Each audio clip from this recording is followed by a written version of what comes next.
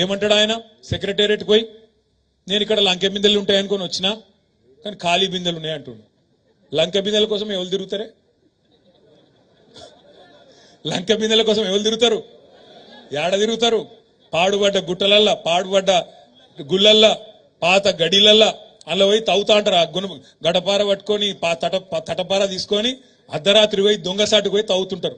అయ్యా రేవంత్ రెడ్డి గారు, మీరు వినండి జాగ్రత్తగా. మీకు పాపం ఇదివరకు ఎన్నడూ మంత్రిగా పనిచేసిన అనుభవం లేదు, ఎన్నడూ ప్రభుత్వంలో ఉన్న అనుభవం లేదు కాబట్టి నువ్వు అనుకున్నట్టున్నావు సెక్రటేరియట్ కిందేమో బిందెలు ఉన్నాయి తవ్వుకుంటా అని. సెక్రటేరియట్లో లంకె బిందెలు ఉన్నాయి నాయన, ఆడ కంప్యూటర్లు ఉంటాయి, పేపర్లు ఉంటాయి, పనిచేసేందుకు అధికారులు ఉంటారు. వాళ్ళందరితో కూర్చోబెట్టి ఇచ్చిన హామీలు ఎట్లా నెరవేరుస్తావో గడిదికి ఆలోచన చెయ్యి. లంకె బిందెల కోసం తవ్వుడు, అర్ధరాత్రి తిరుగుడు, ఇంకేడుకో పోయి ఏమేమో ప్రయత్నాలు చేసుడు బంద్ చేయి.